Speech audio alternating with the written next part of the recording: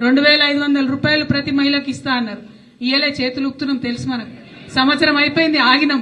అవునా? అడగాలనా వద్దా మరి? అడుగుదామా వద్దా మరి? ఎక్కడికక్కడ 2500 రూపాయలు ఏమైందని అడగాలనా వద్దా? 2500 నెలకు 2500 తీసుకుంటే 12 నెలలు ఎంత అవుతుంది? ఒక్కొక్క ఆడబిడ్డకు 30,000 రావాలి. అంటే ఈ ముఖ్యమంత్రి గారు ఒక్కొక్క ఆడబిడ్డకు, తెలంగాణ ఆడబిడ్డకు 30,000 బాకీ ఉన్నాడు. మా బాకీ ఎప్పుడు ఇస్తావు ముఖ్యమంత్రి గారు అని అడగాల్సినటువంటి అవసరం ఇవాళ మనకున్నది. అట్లనే ఆల్రెడీ పెన్షన్ వస్తున్నది. పెన్షన్ 2000 ఇచ్చినాం మనం మన పెద్దవాళ్లకు. ఇచ్చినప్పుడు ఏమన్నాడు? మీరు 2000 ఇస్తాడు కేసీఆర్ సారు, నేను వచ్చినాక 4000 ఇస్తా అన్నాడు. అంటే ఆ లెక్క చూసుకుంటే పోయిన సంవత్సరంలో 2,000 ఎగబెట్టిండా? అంటే 12 నెలలు ఇంటూ 2 24,000 అయిందా?